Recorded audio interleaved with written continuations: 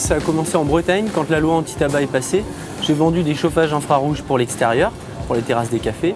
Et ensuite, il a fallu couvrir ces espaces. Et donc, j'ai découvert le produit de la voile d'ombrage. Rencontre aujourd'hui avec Clément, un Breton arrivé à La Réunion un peu par hasard pour le plus grand plaisir de nos bronzages accidentels. Son truc à lui, c'est la voile d'ombrage.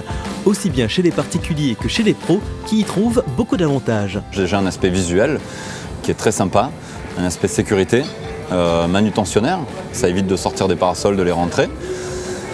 Et le dernier avantage qu'on a trouvé, c'est-à-dire que le projet en termes de protection, en termes d'UV, était vraiment adapté et une grande flexibilité par rapport au site qui est très grand. Donc un produit sur mesure, adapté à notre demande. C'est très clairement ce caractère sur mesure qui séduit sa clientèle, un critère accessible grâce à sa technique de fixation. Comme c'est du sur mesure, on peut prendre les points d'ancrage actuels, par exemple le pignon de la maison, les arbres comme ici par exemple.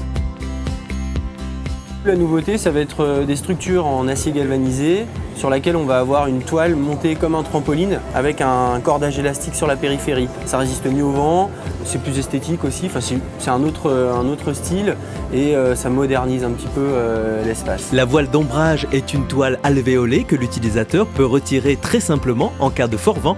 Le succès de cette technique est tel que même les collectivités ont franchi le pas. C'est vrai que les collectivités découvrent ce style de protection, comme on a pu faire au Roche Noire par exemple. Et c'est vrai que ça va en se développant, les écoles maternelles maintenant, les crèches, les hôpitaux, toutes ces institutions-là en ont besoin.